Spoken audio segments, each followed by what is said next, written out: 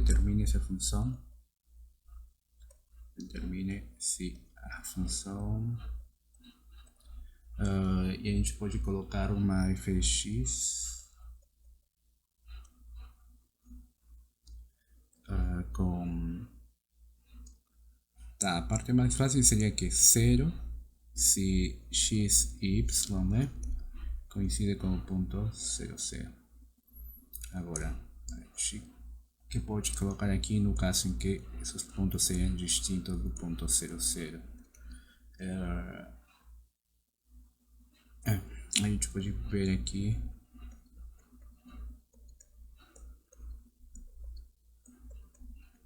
essa daqui como uma exponencial. Certo?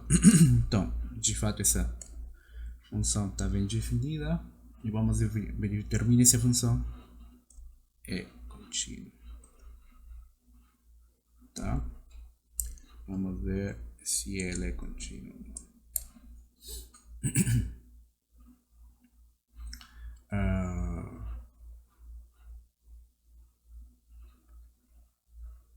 Então, se a gente faz uma pequena análise de que o que acontece se esse ponto, se a gente considerasse um ponto distinto do nulo, né, digamos um ponto x sub 0 y sub 0 distinto da origem, né, então nós vamos ter aqui que f de x sub 0, y sub 0 seria igual ao que?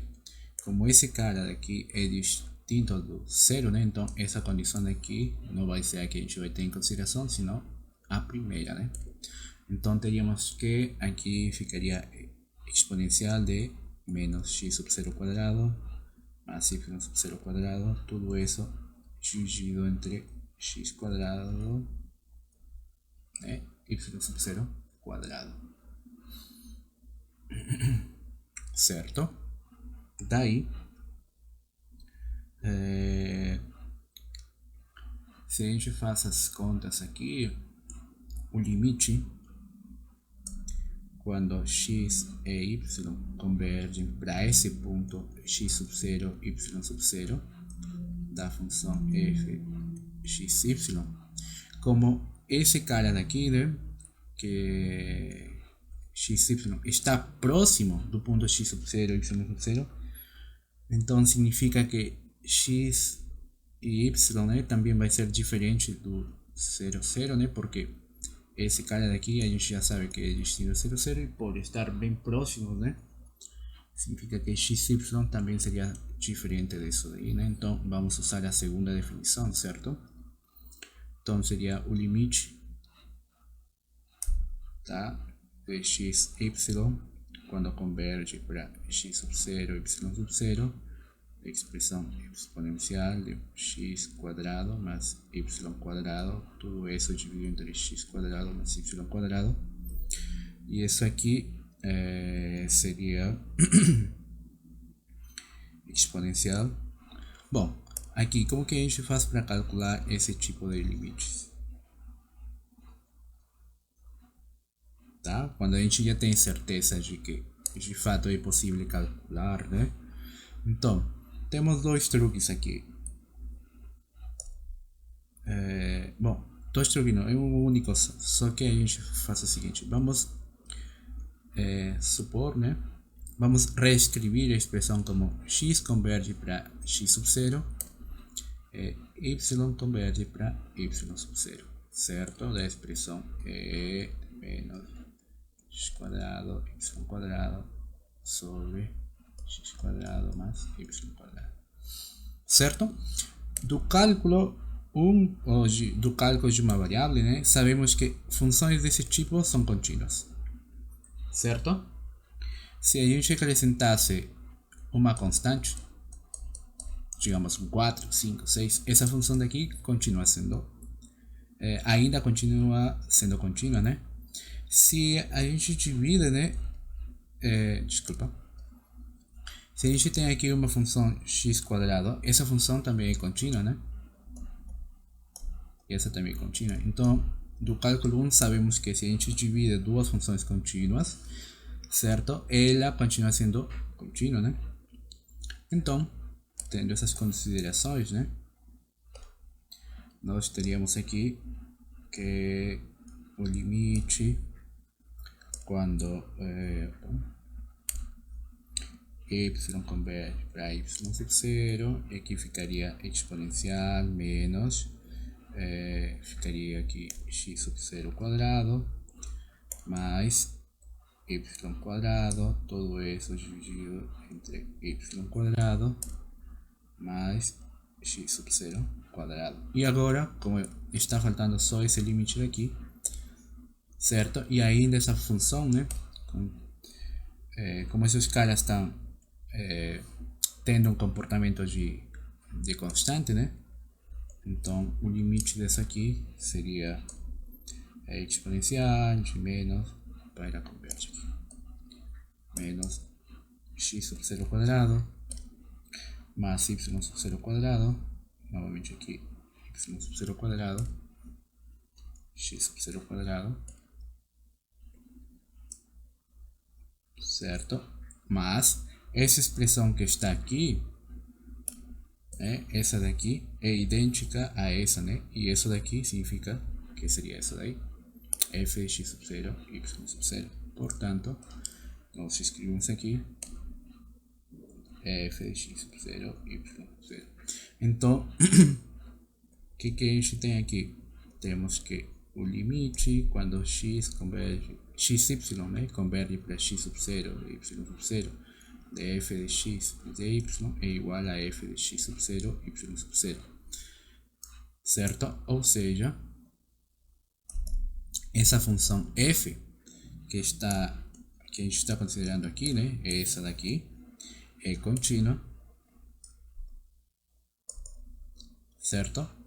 Para todo ponto x sub 0 y sub 0 que pertence a R2 menos, qual foi o único ponto que a gente não considerou? Não consideramos o ponto 0, 0, né? Porque nós falamos que x sub 0 e y sub 0 vai ser diferente desse. Então, vamos tirar desse conjunto aqui justamente esse. Opa! Vamos tirar esse ponto, né? Que era o ponto 0, 0. Ou a origem. Certo? Então, verificamos que a f é contínua para todo ponto que está em R2 menos na origem. Agora, vamos ver o que acontece na origem, tá?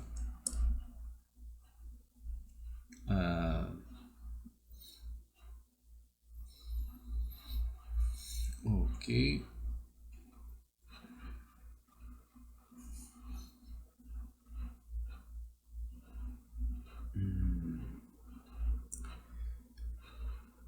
Nós temos que verificar se de fato pode dar, né?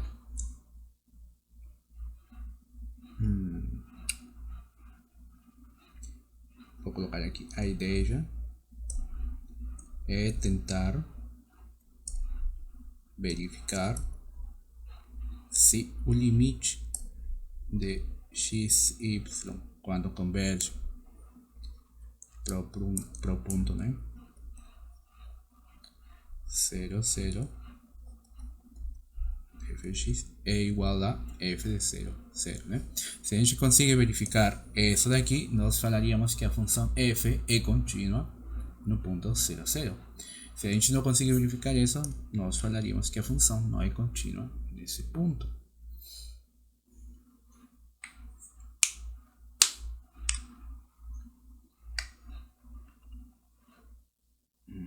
Então, observe que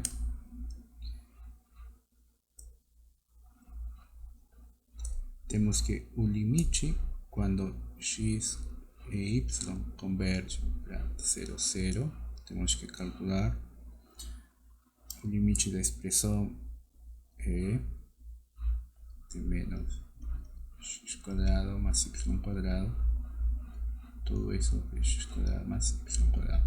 Por que eu não escrevo 0 aqui? Porque o 0 é unicamente a gente atinge esse valor, né, quando esse par é justamente 0, o ponto 0, 0 ou a origem, né? Se ele não for a origem, eu não teria como colocar aqui o valor 0, certo? Então, aqui o que está dizendo isso aqui? Que a gente está próximo da origem, mas não é a origem, certo? Estamos bem próximos, mas isso não significa que x, y, esse par, né, seja o ponto 0, 0. Portanto, isso significa que eu tenho que escrever essa expressão daqui. Ok? Então, qual que é o detalhe aqui?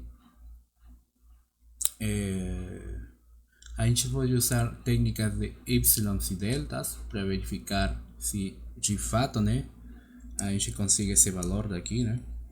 Mas quanto que é esse valor aqui? F no ponto 0, 0. Por definição, né? F no ponto 0, 0 é igual a 0. Né? Então nós vamos tentar verificar que esse limite seja 0. Então, nós vimos, e como diz, né, até a última aula a gente viu que para ver que um limite existe, ou para verificar que esse limite de fato dá um certo valor L, certo? Nós usamos técnicas de epsilon e deltas, né? Mas nós podemos usar outras técnicas distintas, como a seguinte, tá? Quando a gente tem um patrão, né, alguma coisa que acontece várias vezes, né? Aí a gente pode usar alguns truques. Por exemplo, nós vemos aqui que x quadrado ou y quadrado está aparecendo a toda hora, certo? Então, se a gente fala que u c é igual a x quadrado mais y quadrado, então o que aconteceria, vamos colocar aqui, se u igual a x quadrado mais y quadrado, então nós podemos falar que essa expressão daqui, que o u, né, vai convergir para onde?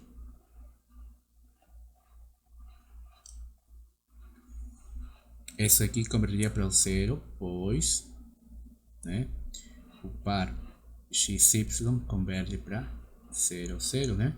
Ou seja, aqui está dizendo que x converge para 0 e que y converge para 0, certo? Se x converge para 0 e y converge para 0, então a soma, e isso eu vou colocar aqui do lado, se x converge para 0 e y converge para 0, então o x quadrado, o x quadrado também converte para 0 e o y quadrado também converte para 0. E se cada um desses valores converge para 0, então x quadrado mais y quadrado também converge para 0, né? Então isso daqui é o que justifica, né, porque eu escrevo que u converge para 0. Ok? Então, beleza. Agora vamos ver o recíproco.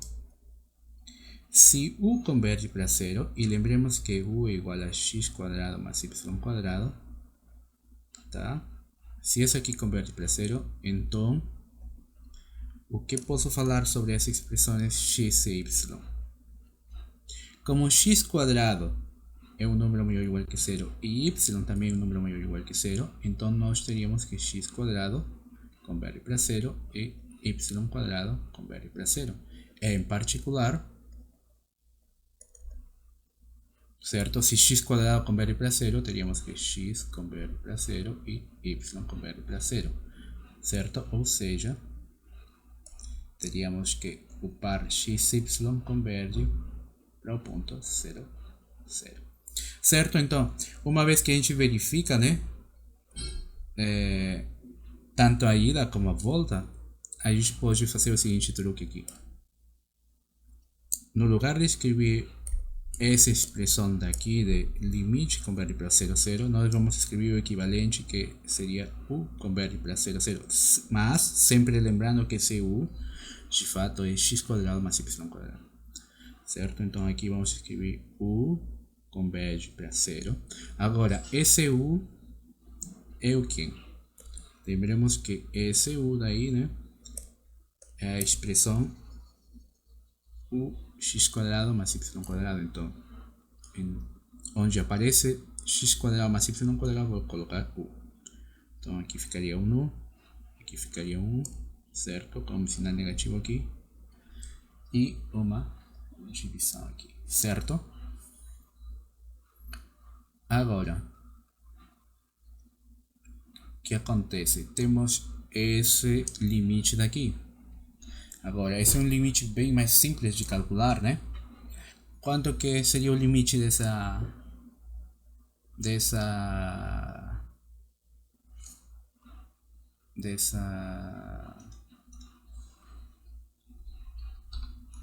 quanto que seria o valor desse limite?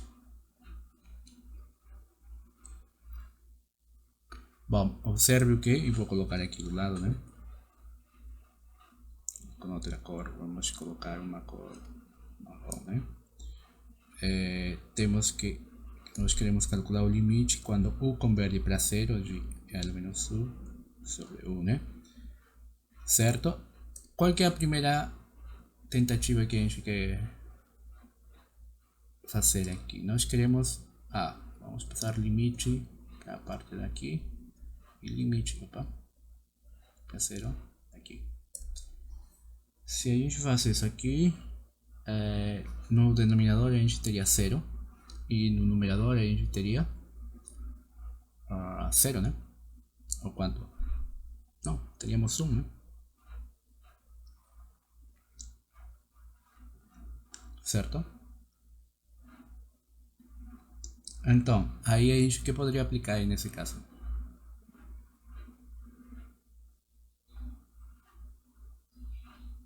Nós aplicaríamos a técnica de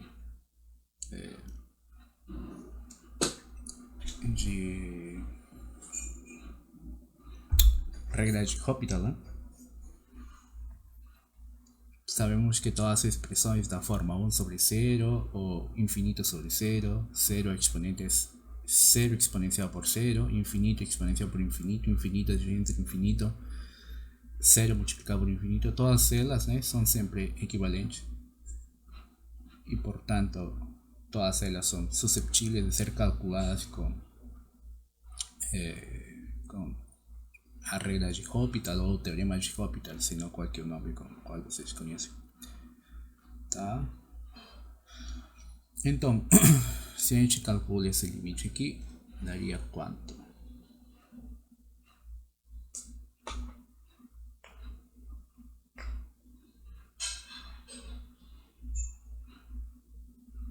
Ou não preciso da regra de Hospital? Alguém tem alguma ideia de como calcular esse limite?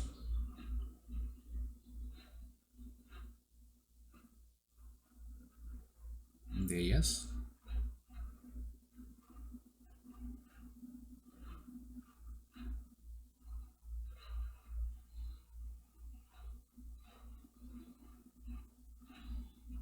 Bom, posso usar a regra de Hospital ou simplesmente, né, reestruturar a expressão, né, de tal forma que a gente pode puedo reescrever, na verdade, a expressão, né? Certo? E aqui a gente teria...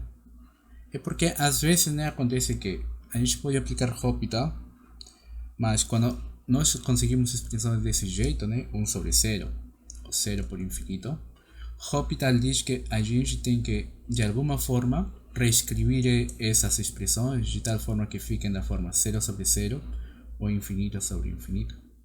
Então, nós temos que reescrever, antes de aplicar Hospital, né, temos que reescrever essa expressão, né. Então, o mais simples será, se não me engano, né, é reescrever a expressão. Certo? Esse cara tem exponente negativo e ficaria 1 sobre u por exponencial de 1, né? Certo? E agora esse limite dá quanto?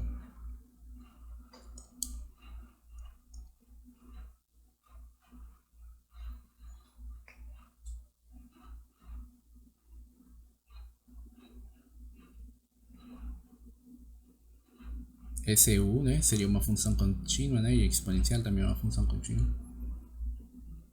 Daria infinito, né? Vocês verifiquem esse limite daí, tá? Daria infinito. Portanto, nós teríamos que esse infinito daqui, né, é distinto, né, do ponto da expressão zero, né, que a gente precisava aqui, né, certo? Nós precisamos que esse valor daqui, né, seja igual com esse daqui, mas não é igual, não. Portanto, a gente conclui daí, né? Opa, enfim. Certo? Portanto,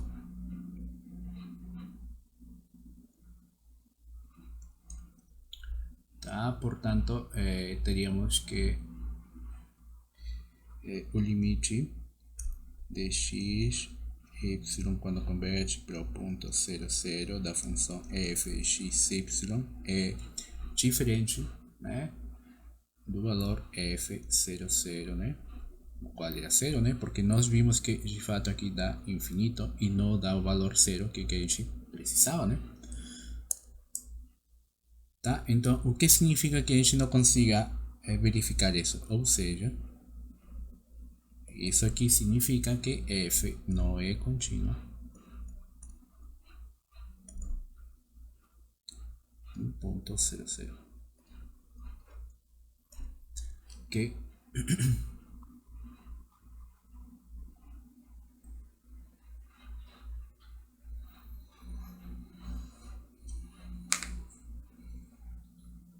Beleza. Dúvidas, perguntas? Tem que ter cuidado na hora que vocês tentam aplicar Hopital. A regra de Hopital era no primeiro teste que vocês fazem, né? Ela diz que você tem que ajeitar a expressão.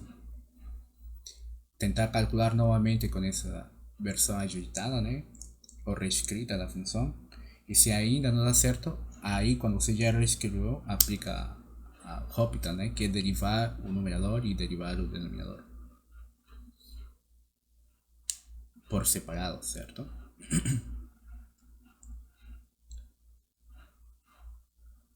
Beleza, então vamos ver aqui o que seria com outra função, né?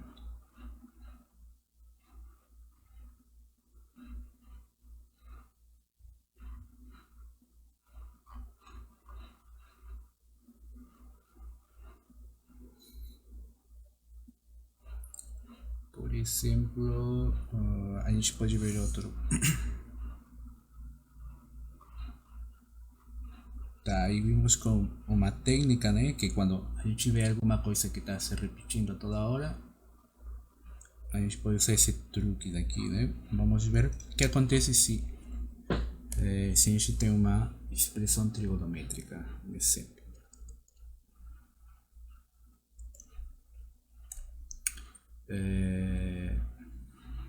Determine se a função f de x, y igual a 0, se x, y é igual a 0, 0, tá?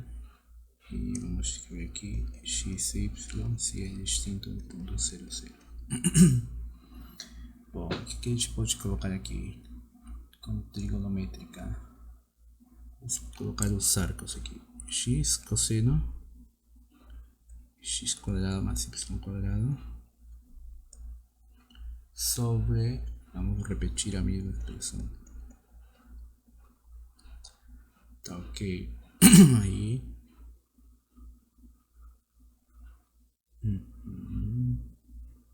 Tá aí para ver que não necessariamente a gente pode aplicar sempre a mesma técnica.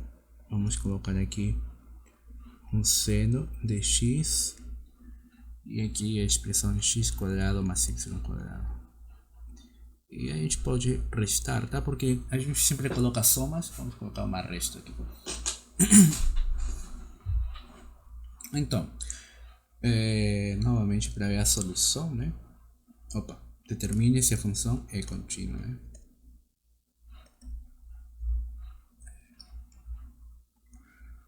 Então, solução. Vamos verificar o que acontece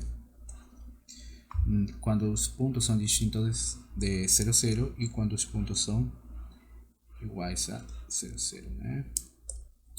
Então, se a gente tem que o ponto x sub 0 e y sub 0 é distinto do ponto 0, 0, então teríamos que o limite quando x e y, né, convergem para o ponto x sub 0 e y sub 0 da função f de x, y, certo? Isso seria igual a calcular o limite quando x converge para x sub 0, y converge para y sub 0 da função f de x, y, certo? Agora, nós sabemos que esses pontos, né, tanto o x que converge para y sub 0 como desculpa, para o x sub 0, né, e o y que converge para y sub 0 são pontos, né, esse ponto é distinto da origem, portanto nós estaríamos nesse caso, né?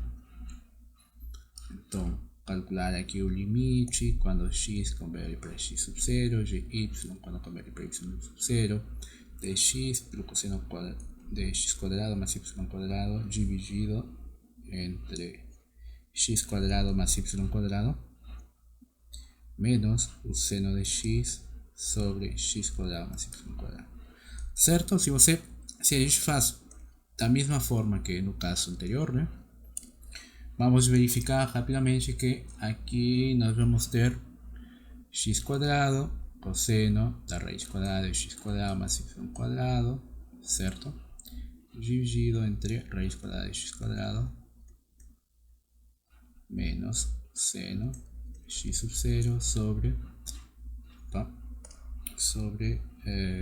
o dividido, né, pela expressão x sub 0 quadrado mais y sub 0 quadrado, e verificamos que de fato esse aqui é a f aplicada nesse ponto, portanto o logo, né, f é contínua para todo ponto x sub 0 y sub 0, certo?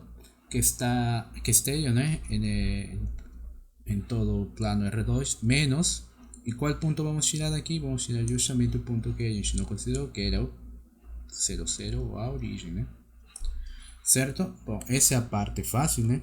Verificar a continuidade em um ponto que seja distinto, né, do 0, 0. Agora vamos ver o que acontece se o ponto for 0, 0, né? Ok.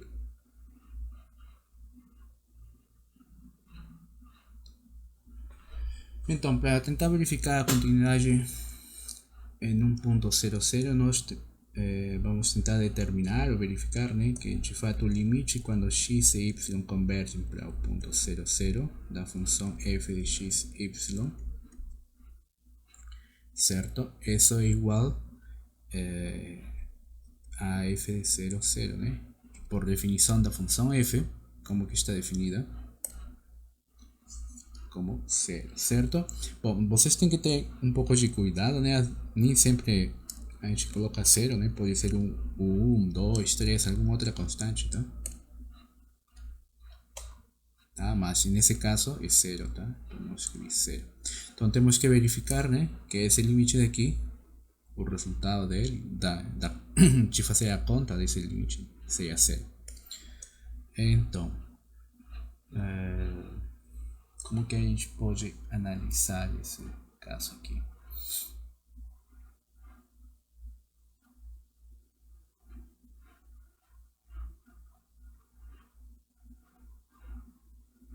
Observe que aqui não dá para aplicar o mesmo truque que no exemplo anterior, né? Porque aqui seria U, aqui seria U, aqui seria U, mas aqui dá problema, né? Portanto, a gente não pode aplicar o mesmo truque, né? Então, vamos tentar fixar uma das variáveis, tá? Ok, vamos tentar fixar uma delas. Então, como y, vou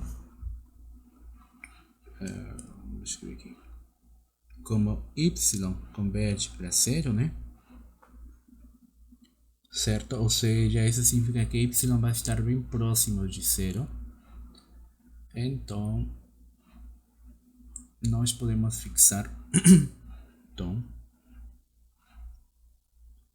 podemos fixar y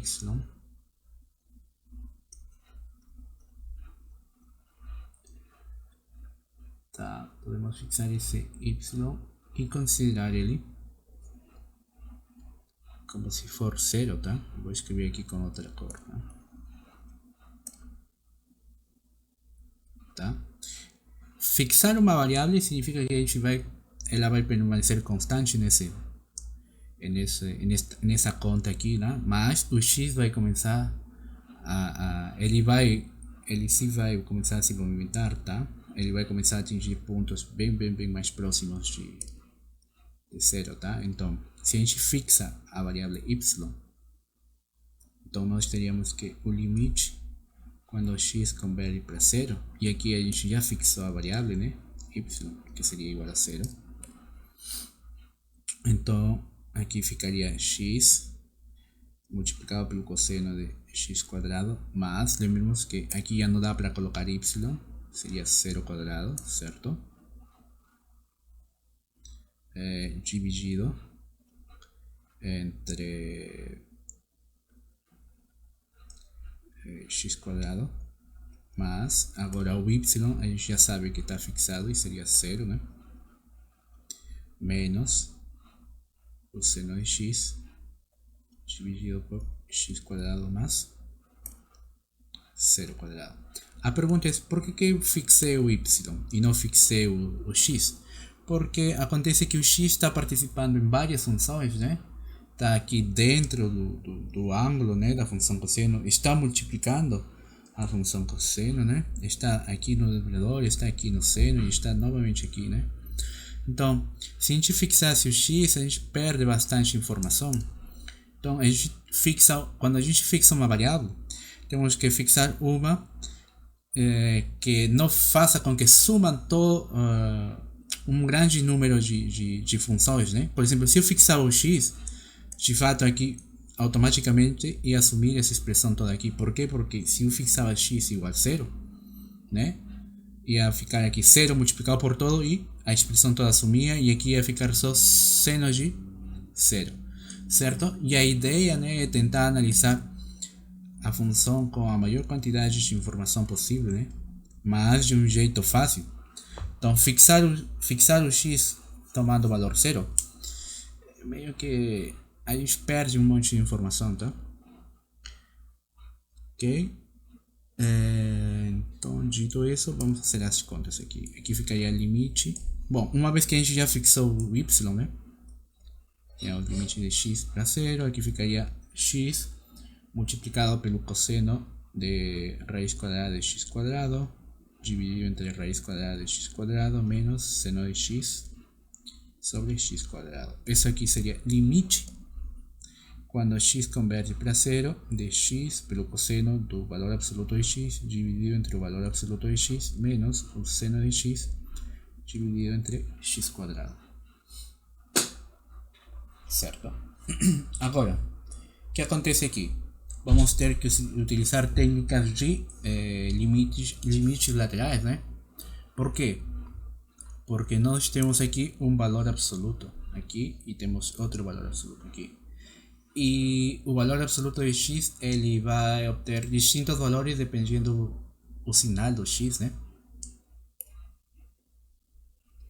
Então, observe que se a gente tem que... Vamos analisar aqui. Por que eu falo que vamos ter distintos valores? Porque o x está bem próximo do 0, certo? Isso significa que a gente vai ter um x tanto do lado esquerdo e um x tanto do lado direito, né? E a gente se aproxima pelo lado direito e a gente se aproxima pelo lado esquerdo.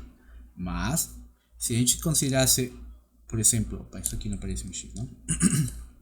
Se a gente se aproxima pelo lado esquerdo, Aqui desse lado, né? Nessa parte aqui, o x seria negativo, certo? Porque está por trás do zero. E se a gente analisa nessa parte daqui, né? Aqui teríamos que o x é um número positivo, né? Então, quando a gente tem essa dualidade aqui, né? Temos que utilizar limites laterais. Ok? Então, vamos calcular o limite lateral.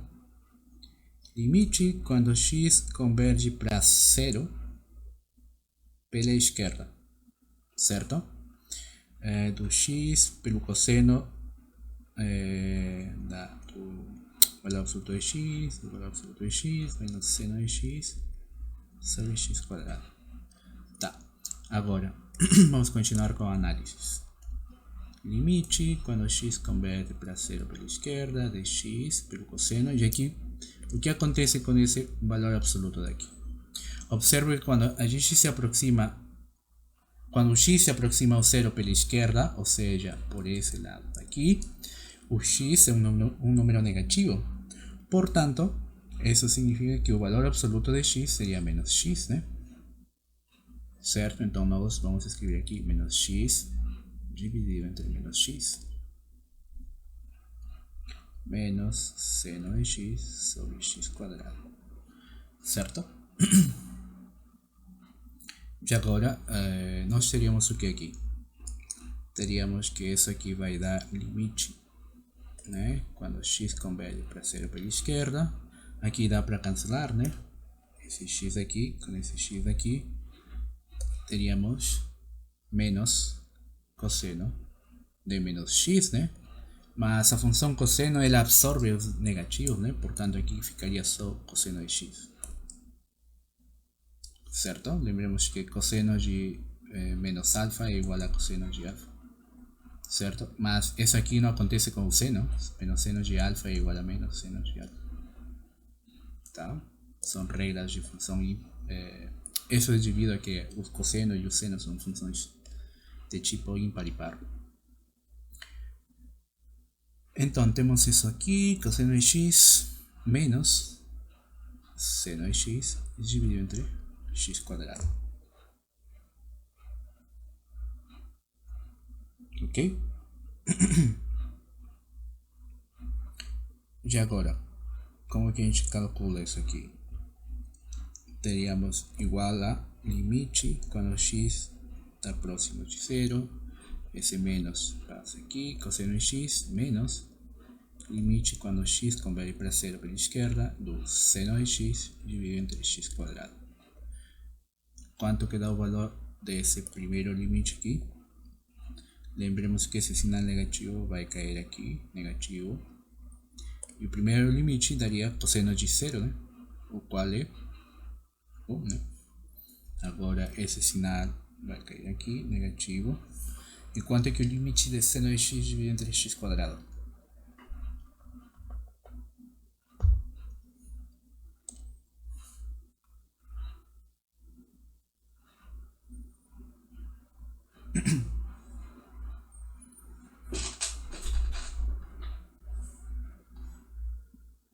Professor, Diga. quando o senhor fez a substituição ali para valor absoluto de x e tal, e ficou menos x, essa troca também não deveria ser feita em seno de x sobre x ao quadrado? Não, porque aqui diz x, não diz valor absoluto de x.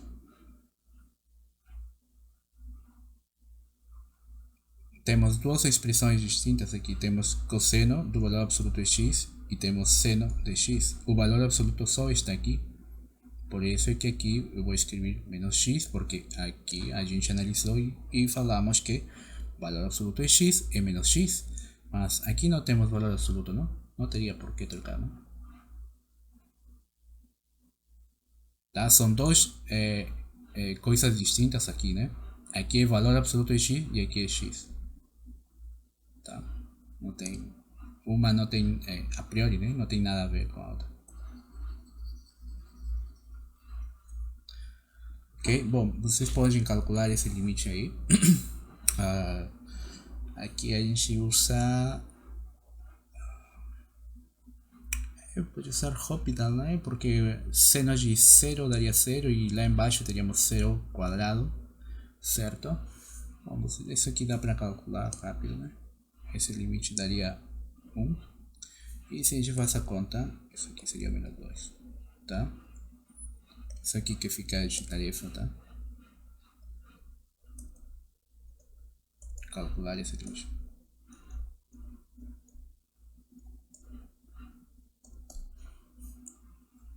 Ok?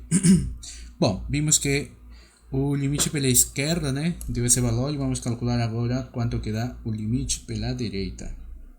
Limite quando x converge pela direita, né, de x pelo cosseno ao valor absoluto de x dividido entre o valor absoluto de x menos seno de x dividido entre x quadrado. Isso seria igual a... E agora a gente volta àquela análise, né? Nós estamos nos aproximando pela direita, né? Então nós estamos em esse caso daqui, né? Então nesse caso o x é um número positivo, né? E o valor absoluto de um número positivo, quanto que é o mesmo número, certo? Quando o x é positivo, certo? O valor absoluto da x.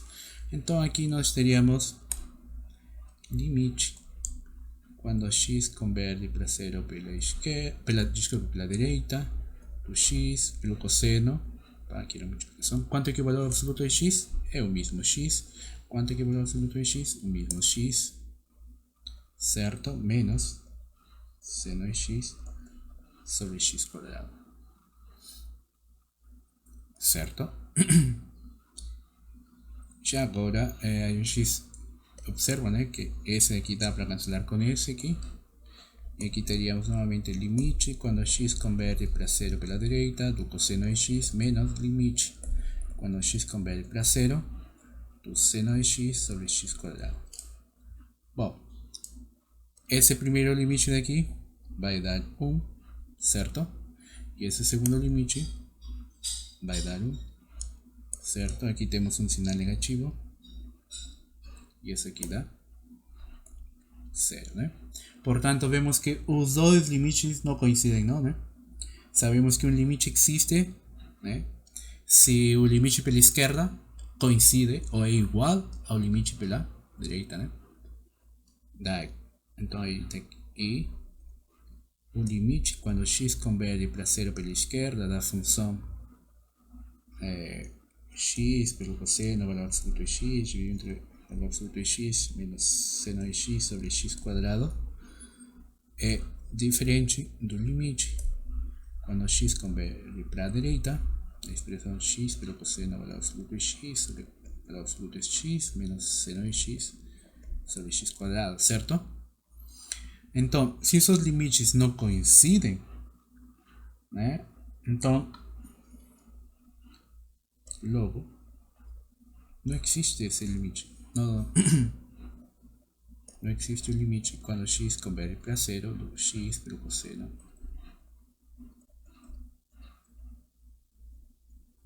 Certo? E se esse limite não existe, esse aqui era um caso particular de quem? Era um caso particular de... onde está? De esse limite daqui, quando a gente fixava o y igual a 0, né? Então, se um caso particular dá que o limite não existe, o caso mais geral, né, que contenha o caso particular, também não vai existir, né? Então, portanto,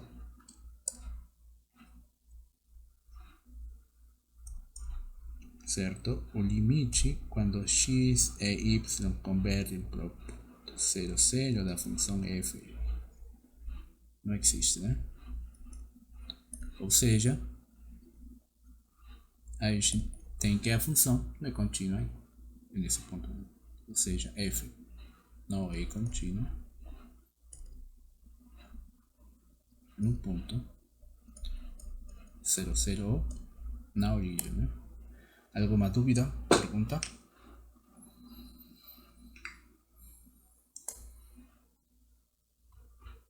Dúvidas, perguntas?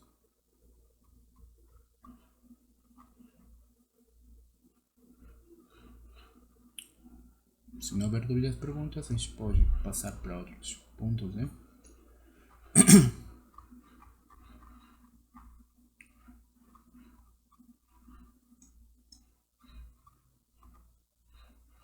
Vamos ver o último exemplo, tá? E a gente passa para a parte de depois para o que seria já derivadas, tá?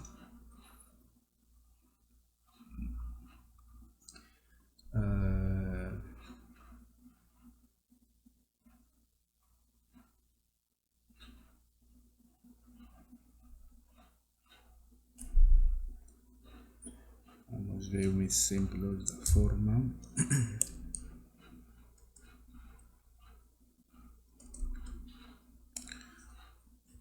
Analise a continuidade da função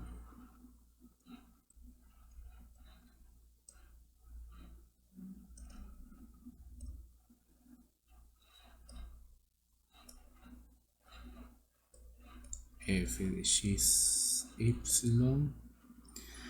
E aqui a gente pode colocar valor absoluto. Não, a gente já viu uma com valor absoluto, certo? Trigonométricas a gente já viu também. Tá, pode ser uma com máximo inteiro, tá? Mas o que a gente coloca dentro?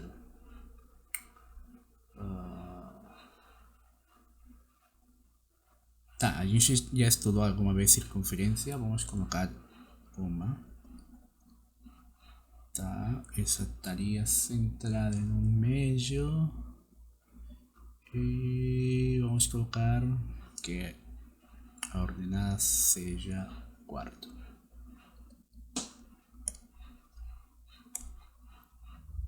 Certo? Vamos tentar analisar essa função aqui. Analisar a continuidade dessa função. Ok.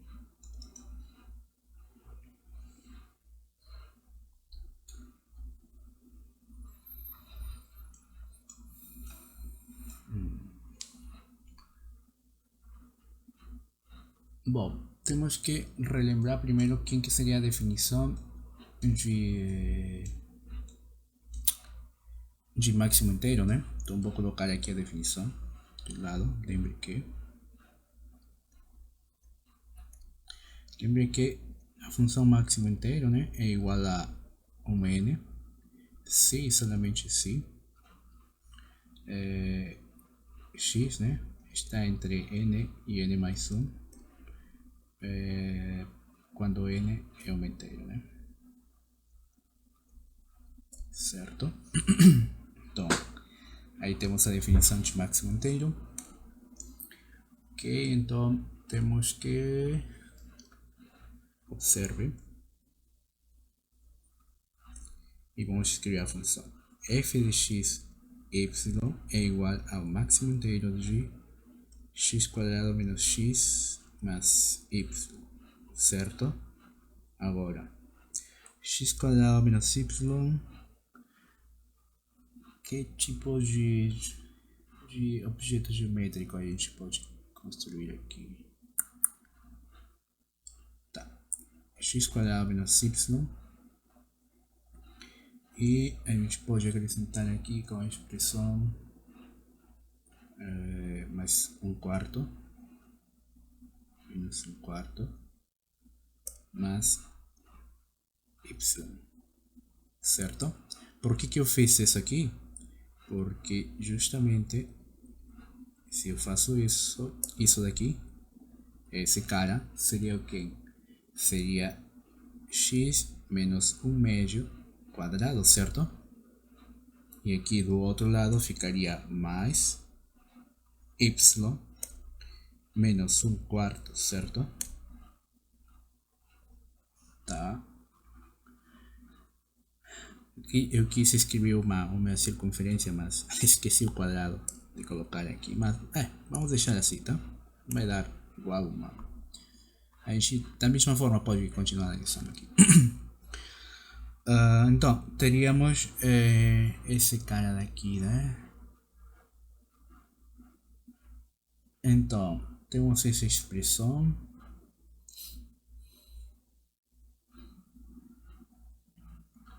Então, o que acontece aqui? temos que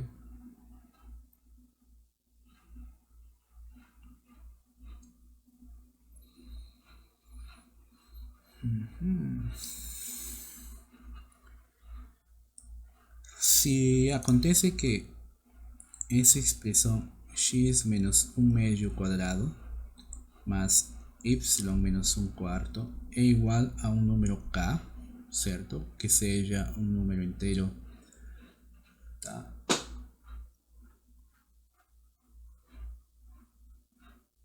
O que acontece se a gente considerar que esse cara que está dentro do máximo inteiro é igual a um número inteiro?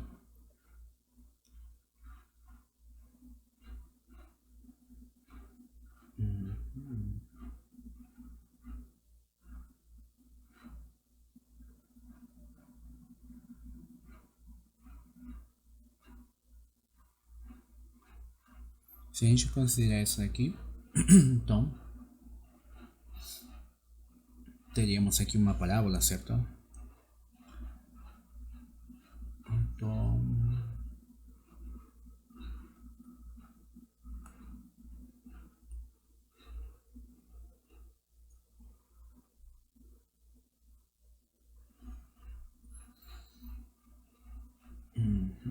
se esse cara é igual a um inteiro,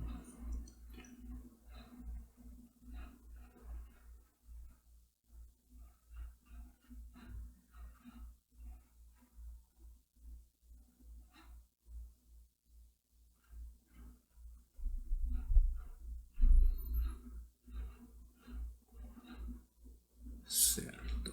Teríamos essa expressão agora, então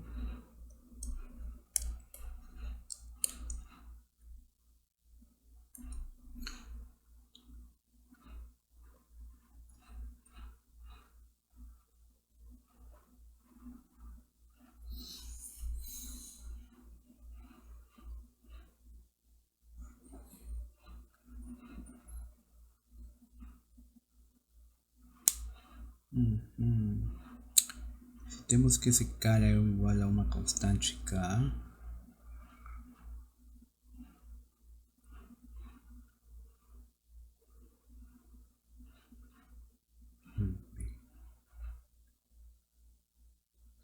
Temos que tentar calcular quanto quedaria o máximo inteiro de essa variável.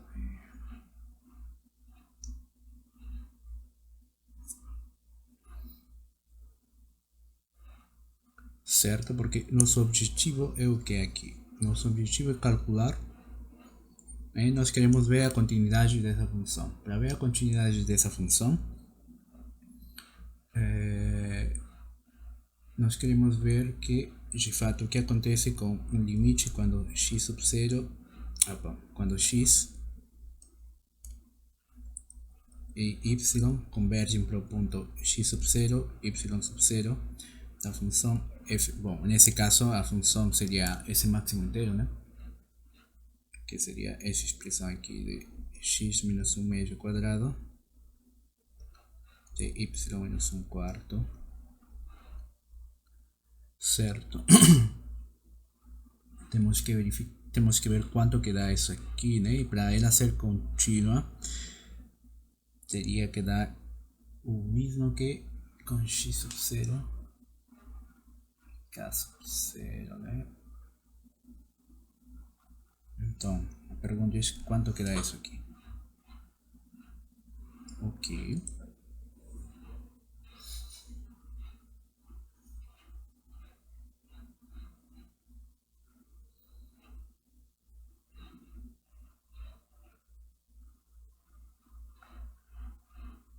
Ok, observemos que esse cara aqui determina uma parábola, certo? Determina um cara mais ou menos, né? Com vértice 1/4, certo? E sirve de alguma coisa essa conta? Não. Bom, se a gente tem que... Sabemos que esse cara daqui é uma parábola desse jeito, certo? Esse aqui seria x menos 1 quadrado mais y menos 1 quarto igual a uma certa constante. Ok, se essa é nossa parábola, o que acontece se a gente toma um ponto dentro da região determinada por essa parábola, ou seja, aqui dentro. A gente pega um ponto quaisquer dentro. Se acontece isso, então, se nós temos que x menos 1 meio ao quadrado mais y menos 1 quarto é igual a uma constante k, ok, certo? Isso aqui seria essa parábola, esse comportamento, né? Nós estamos supondo no bordo, né? Bom, de fato aqui, né? Sobre a parábola, mas a gente não fala nada sobre o comportamento dentro da parábola, né? A gente tem um monte de pontos lá dentro.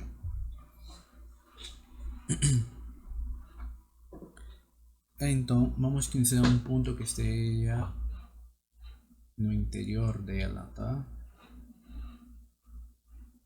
Logo, se x é igual a k, então seja, tá?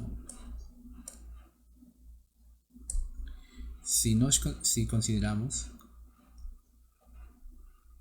um ponto dentro da parábola, então teríamos o que aqui? Teríamos que x menos 1 meio quadrado mais y menos 1 quarto seria menor que k, porque a gente está considerando dentro da parábola. Então, daí teríamos o que? Teríamos que, por definição de máximo inteiro, né? Esse cara daqui está funcionando como se for o x, né? E nós estamos falando que x é menor que k, certo? Então, se a gente observa a definição, se x é menor que k, e observe que o k seria n mais 1, né? Se k é igual a n mais 1, então daqui o n seria igual a k menos 1, certo? Então, daí o valor absoluto, desculpa, o máximo inteiro de x menos 1 meio ao quadrado mais y menos 1 quarto, certo? Seria quanto? Nós sabemos que o x representa toda essa expressão daqui, certo? E por definição, né, o máximo inteiro desse x, que representa toda essa expressão que está aqui, seria o n, mas o n nós calculamos que dá k menos 1, né? Então, nós escrevemos aqui k menos 1. Ok? Portanto, observe que quando a gente calcula o limite, quando x e y convergem para um ponto x sub 0, y sub 0, né? Da função f de x, y, que no fundo era calcular o limite quando x e y convergem para o ponto x sub 0, y sub 0, do máximo inteiro de x menos 1 meio quadrado mais y menos 1 quarto. Quanto que isso dá? Dá k menos 1, né? Ok. Ok. Temos que estudar k menos 1. Agora, o que acontece se a gente pega... Bom, observe que nós estamos querendo calcular, analisar a continuidade em todo o espaço, né? Então, o que acontece se a gente pega um ponto que não esteja dentro da parábola? Um ponto que esteja fora, como esse ponto de cor azul que está aqui. Então, se a gente considera um ponto que está fora, né? Certo? Se... como que escrevi aqui? Se considerarmos um ponto fora da parábola,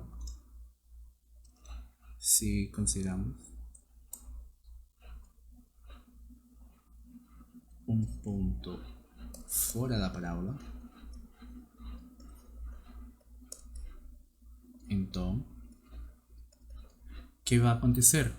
Quando estava dentro da parábola, por desigualdade, pela parte de desigualdade, né? Nós sabemos que, não desci todo, né? Nós sabemos que a expressão ia ficar da forma menor que uma constante, né? K, porque nós falamos que isso aqui, fixamos que seja igual a um K. Então, quando a gente considera um que está fora, aqui ficaria, quanto que era aqui? Era x menos 1 meio, y menos 1 quarto, e o primeiro com quadrado. Então aqui ficaria x menos 1 meio quadrado mais y menos 1 quarto, e como está fora, a gente considera maior que k. Certo? Se a gente faz essa análise daqui, daí o máximo inteiro da expressão x menos 1 meio quadrado mais y menos 1 quarto, máximo inteiro, seria quanto? Lembremos que a definição de máximo inteiro diz que o cara que está dentro vai ter o valor de n se, somente se, esse x que está dentro está entre n e n mais 1, né? Isso daqui seria o x, certo? Esse daqui, teríamos um k, né? Certo? Então, se a gente observa esse camarada aqui e tentamos colocar aqui, ficaríamos que k é menor que x, né? Então, por analogia, n e k representam o mesmo, né? Coisa que distinta ao que acontecia no caso anterior, né? Aqui nós tínhamos que, eu vou reescrever essa parte lá em cima, nós tínhamos que essa expressão aqui representava a todo o x. Aqui tínhamos o k, né? Menor que isso. Então, essa expressão daqui nós trasladamos aqui e escrevemos x menor que k. Então, por analogia, k deveria ser igual a n mais 1. Então, daí a gente obtém que esse n é igual a k menos 1. Logo, como nós sabemos que o máximo inteiro de esse x é igual a n, mas o n é o que? É justamente k menos 1. Por isso que eu sei que o máximo inteiro, né? Nesse caso, dava igual a k menos 1. Ok, aqui o mesmo, né? Por analogia, aqui teríamos que n e k deveriam ser iguais, né? Então, n deveria ser igual a k. Portanto, aqui tenho que colocar k, certo? Então, daí, logo, o limite quando x e y convergem para um ponto geral, né, x sub 0 y sub 0 da função f de x, y, certo, é igual ao limite quando x e y convergem para um ponto x sub 0, y sub 0 do máximo inteiro x menos 1 meio quadrado mais y menos 1 quarto, certo, desse aqui. Mas nós descobrimos, e acho que isso aqui não escrevi na parte anterior, né? Nós descobrimos que todo esse cara daqui, né? Quanto é que o valor? É igual à constante k. O limite dessa constante, então isso aqui dá k, certo? Aqui na parte daqui, né? Eu tinha esquecido de escrever isso, né? Aqui nós tínhamos descoberto, né? Que o valor disso aqui, eu vou escrever agora, tá? Para que fique mais claro para vocês, que aqui ficava limite quando x e y convergem para x sub 0, y sub 0. E nós verificamos que esse cara, quanto que era o valor dele? K menos 1. Então nós escrevemos K menos 1. Como K menos 1 é uma constante, aqui ficaria igual a K menos 1. Certo? Então, observe que se o ponto x sub 0, y sub 0, né? Está dentro da região da parábola, o limite dá k menos 1. E se o ponto x sub 0 e y sub 0 está fora da região da parábola, o limite quanto que dá? K. Portanto, não existe continuidade, ou essa função não é contínua, né? Porque dependendo onde está o ponto, a função, né, dá um valor desculpa, o limite, né, dessa função dá um valor distinto, né? Então, portanto, né, o limite quando x converge, a gente pode colocar então ou portanto, né, f não é contínuo, certo? E aonde que não é contínua? Na região onde que a gente analisou todas as contas aqui. Lembremos que antes de analisar todo, né, eu tinha colocado que o K, né, esse cara ia ser igual a um K. Então, não é contínua na região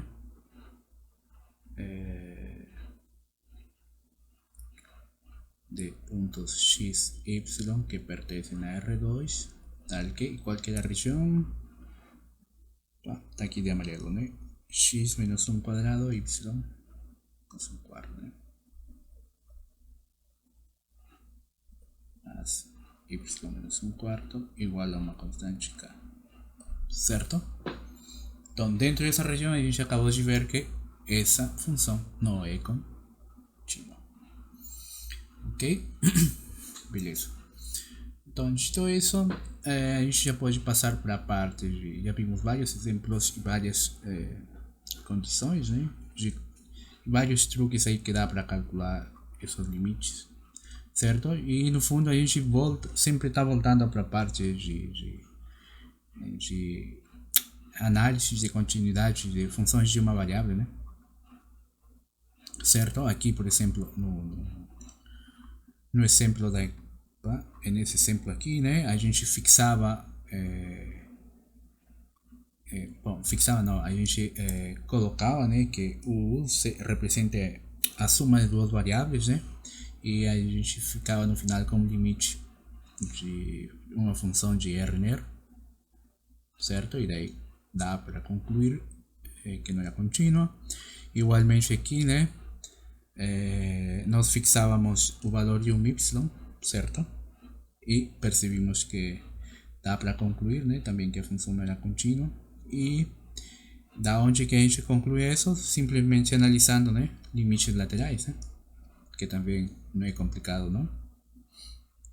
E na última, né, nós usamos o que?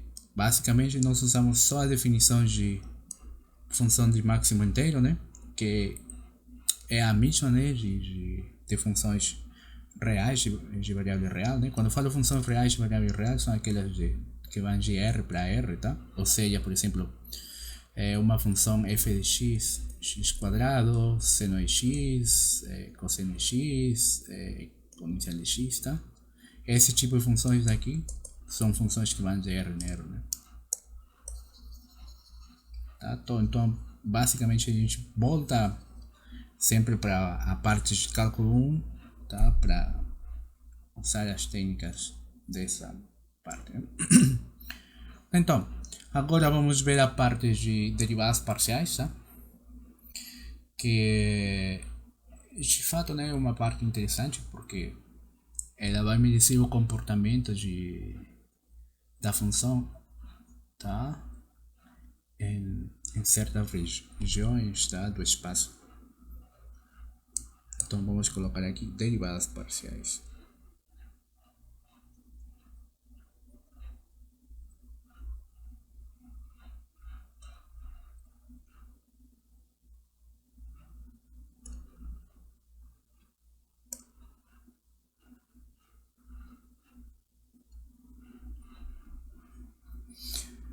Bom, quando nós estávamos em cálculo 1, nós temos funções, né, que fazem o quê? Estão, né, no plano xy, certo? Pode ser uma função desse jeito, né? E nós observamos que esse tipo de funções possuem, né, quando a gente calcula a derivada, elas, digamos, nesse ponto, né, em particular daqui, temos um x, o x sub 0, tá? Tem que ser igual ao nome do eixo. Então, quando a gente calculava a derivada nesse ponto, né? Digamos que essa é uma função f, aqui a gente colocar a derivada nesse ponto, certo? Então, no fundo, isso aqui estava representado como a derivada, né? Da função f, certo? Em relação de x, tá? Do ponto x sub 0. Então, observe que como temos uma única um único eixo x onde está percorrendo seus valores, né? Então nós calculamos de fato sempre, né, a derivada em relação a esse eixo, mas agora nós vamos ter dois eixos a mais, né? Bom, vários eixos a mais, na verdade. Aqui teríamos o x, que é o usual, o y, e aqui estaria o c. Então aqui nós já não vamos ter uma simples curva, né?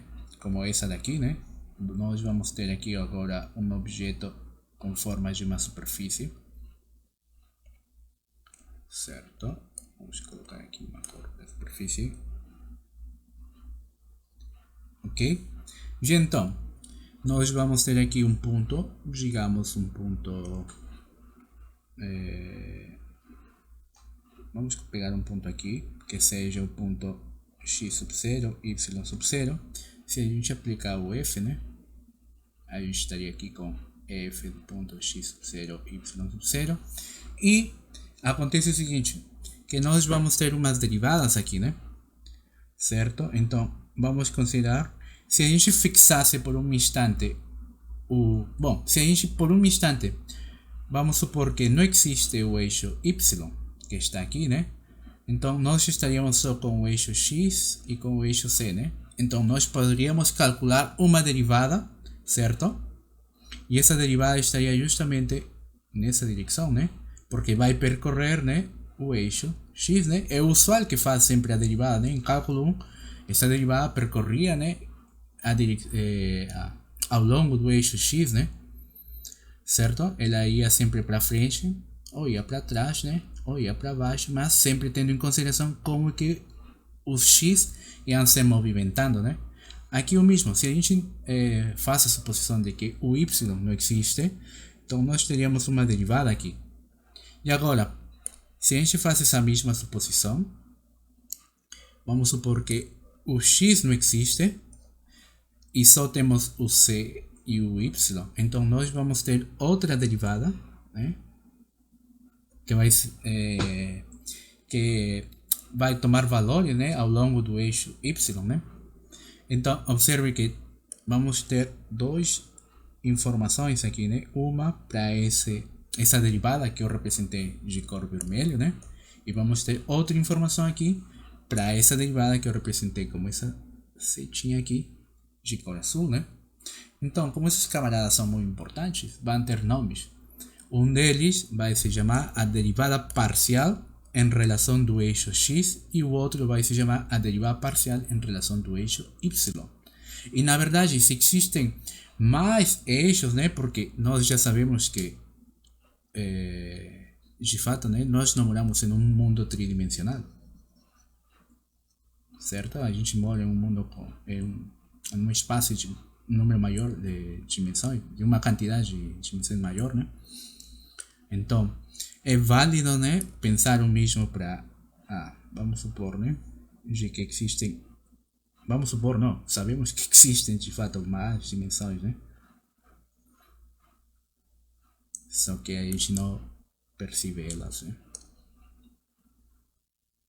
Certo? Então, a gente vai colocar aqui, como antigamente, né, a gente não sabia o número exato das dimensões onde a gente mora. O pessoal desenvolveu teoria para uma quantidade n de dimensões, né? Então, seguindo essa mesma análise, para um ponto, era para colocar aqui, né? Para um ponto, digamos, x sub 0, y sub 0, assim até, vamos colocar melhor, um ponto, a gente pode chamar de x sub 1 x, x sub 2 e assim até x n menos 1 x. Esse ponto, né, com a f, a gente pode representar aqui, né, f de x sub 1 x, x sub 2 x, até x sub n menos 1 x. Certo? Então, observe que por cada uma desses eixos, né, que estão aqui, né, vamos ter uma derivada parcial, né? Desse lado para o eixo x sub 1 vai aparecer uma derivada, para o eixo x sub 2 outra, para o eixo x sub 3 outra, e assim até o eixo x sub n, né? Então, as derivadas parciais não estão limitadas só a 2 dimensões, 3 dimensões, como é o caso que a gente está vendo aqui, né? Na verdade, a teoria está desenvolvida para um número de n dimensões, né? Então, dito isso, como esses caras são importantes, tem um nome, né? Como eu já disse, eles se chamam de derivadas parciais. Então, vamos considerar aqui seja uma função f, e a gente, para não se complicar muito, né, vamos considerar uma f que está em R2 só, mas vocês já sabem, né, que de fato existem para n dimensões, tá? Então seja uma f que está definida num conjunto D que está incluído dentro de R2, né, e que vai para R, onde D é o conjunto aberto,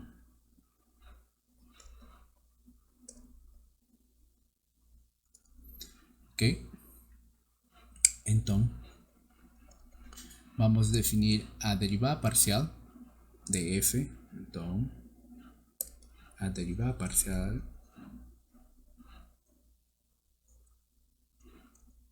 da f da função f em relação a x, ou respeito a x, tá? Depende do livro que vocês peguem, né? Então a derivada parcial da f em relação a x, né, seria igual ao que? Seria, e aqui temos distintas notações, tá, para isso. Seria, uma delas é derivada parcial de f em relação de x no ponto x, y, certo? Ou também o pessoal denota como derivada da f no ponto x, y, e aqui colocando um x para indicar a relação, tá? Bom, isso aqui por definição vai ser igual ao limite quando a gente faz uma pequena variação, né, no eixo x, porque isso aqui indica variação, tá? Vou colocar aqui variação no eixo x.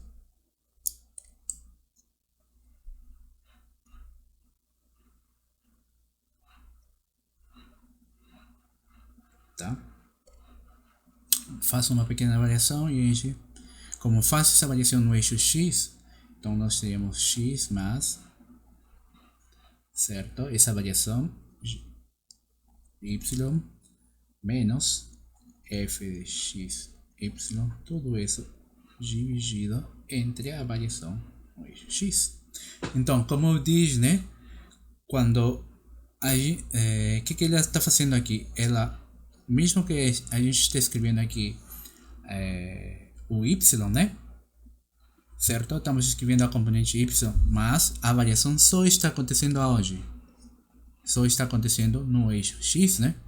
Então, justamente aqui, né, na hora que a gente escreve a definição, percebemos que, de fato, né, quando a gente quer calcular a derivada em relação ao eixo x, né, ou em relação à variável x, então, de fato, a gente assume, né, como que não existe o outro eixo. Tá, ok? Beleza? Então, analogamente, a gente pode definir, né, a derivada parcial da função f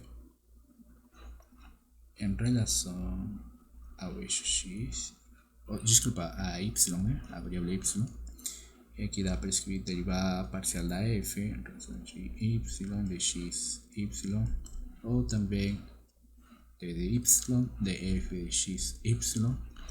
Isso aqui por definição seria o limite. E agora, En ese caso, como a gente está con la variable y, certo? A variação vai acontecer só nesse eixo y, certo? Então nós vamos colocar variação de y. E novamente, né?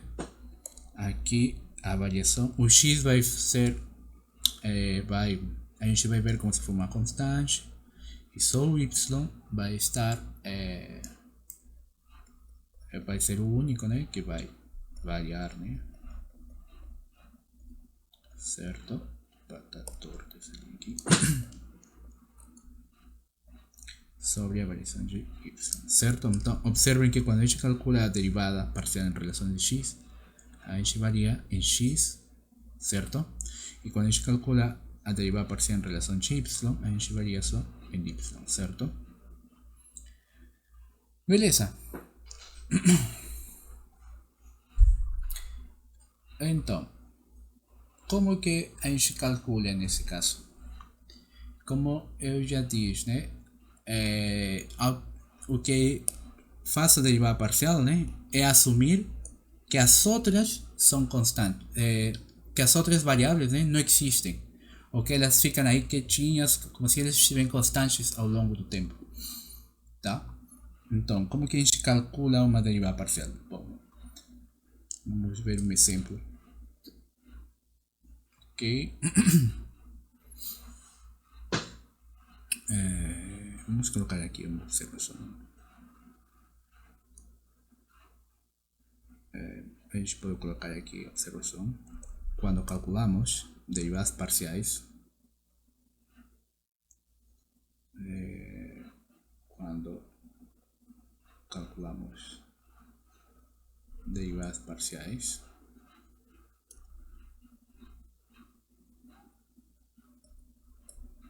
tá? Em relação a uma variável,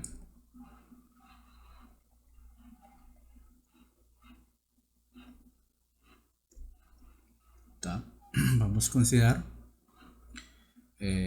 vamos colocar em particular, por exemplo, a variável x ou y, tá? Então, quando calculamos as derivadas parciais em relação a uma variável, em particular a variável y, nós consideramos as outras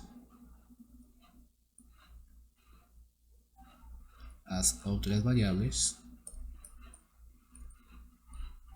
como constantes, tá? Ok?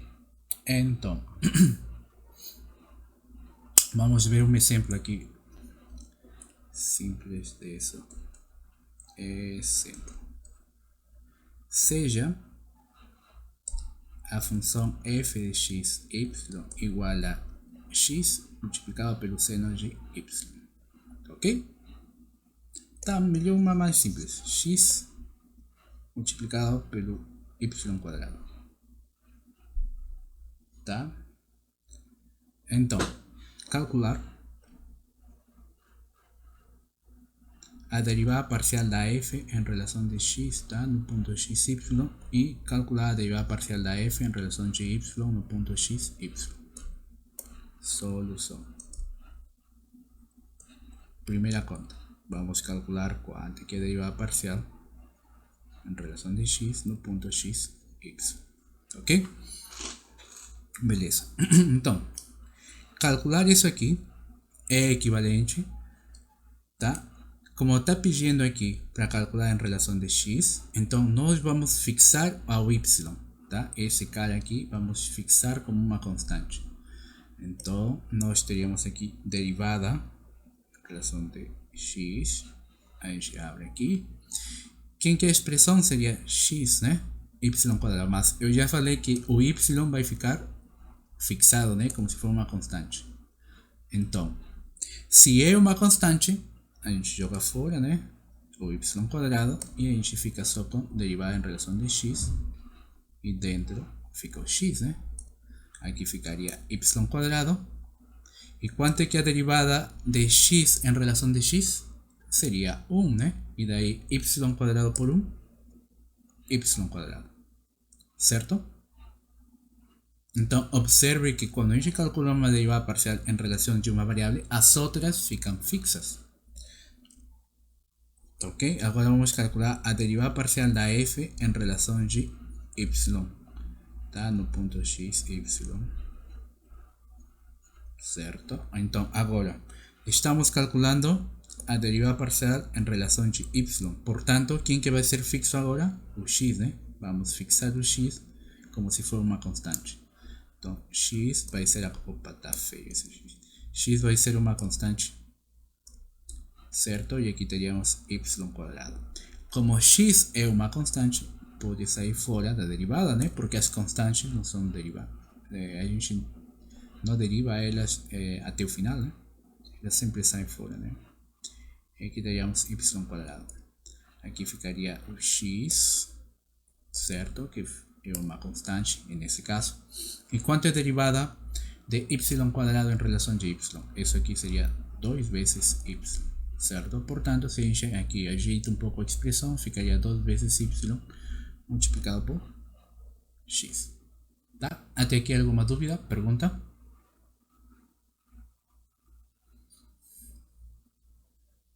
Dúvidas? Perguntas?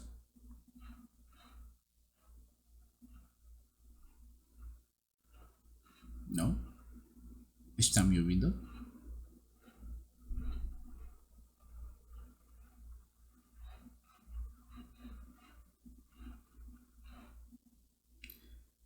Tá, beleza. Então, tá tranquilo, né? Então, vamos ver alguns outros exemplos, tá? Vamos ver aqui. A gente tem ainda um pouco de tempo.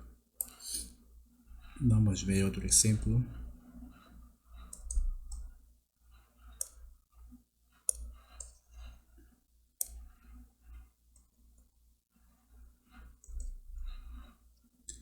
Beleza. Por exemplo, calcular a derivada parcial da f em relação de x e calcular a derivada parcial de y de f de x, y, se a função f de x, y é igual, por exemplo, aqui pode ter 5 vezes x menos 3 vezes x quadrado, onde y cubo, mais, aqui a gente pode colocar 3 vezes x cubo e um y aqui, ok? Vamos ver a solução. Primeira coisa, aqui vamos tentar calcular a derivada parcial da f em relação de x, tá? Então, aqui vamos calcular a derivada parcial em relação de x, portanto o y tem que estar fixo, certo? Então ele vai ter um comportamento de constante, né? Então derivada em relação de x, certo? E todos os x ficam aqui, 3 menos x quadrado mais 3 vezes x cubo, e como eu já disse, né? Como eu falei, o y fica uma constante, certo? Y. Então, a derivada agora é como uma derivada normal, né?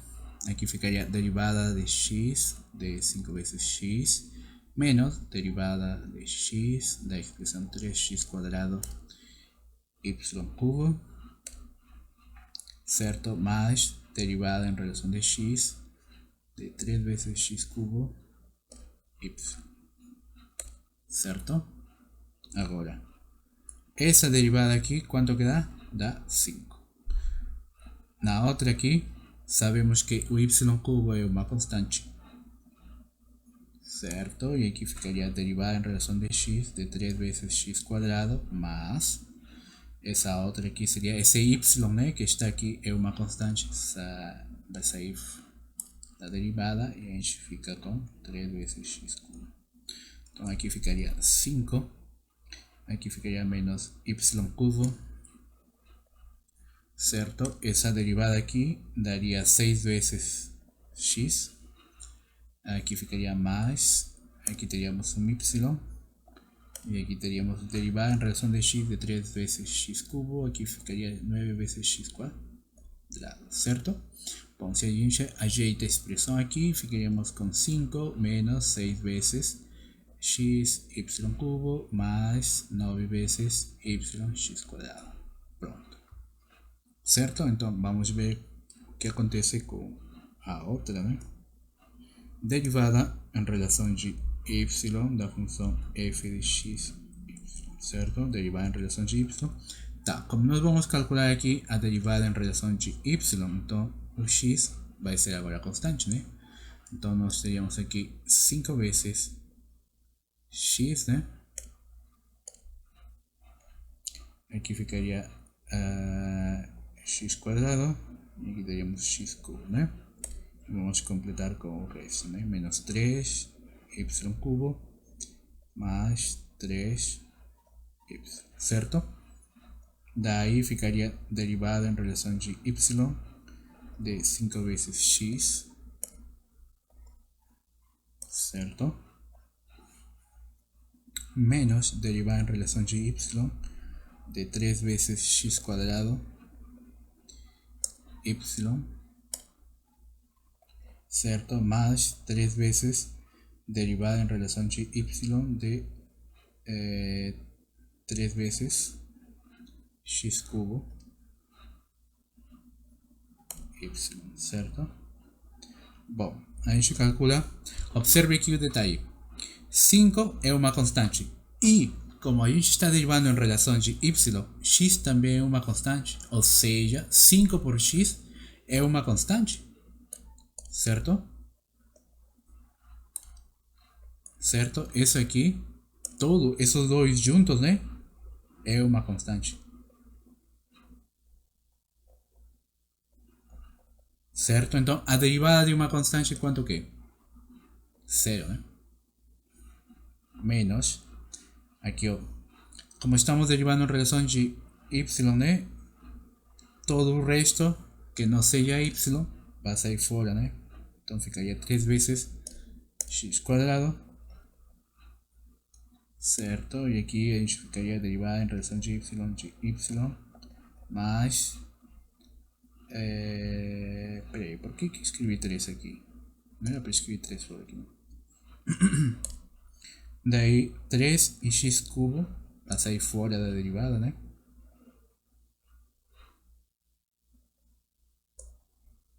Certo? Aqui tinha esquecido de colocar o exponente 3, tá? Para o y. Aqui então ficaríamos derivada em relação de y. E aqui ficaria o x. Certo? Então, o primeiro deu 0, menos 3 vezes x quadrado. A derivada dessa expressão aqui seria 3 vezes y quadrado, né? Mais 3 vezes x cubo. E a derivada de y em relação de y seria 1, né? Então, se a gente ajeita a expressão aqui, isso ficaria igual a menos 9 x quadrado y quadrado mais 3 vezes x. Certo? Dúvidas, perguntas?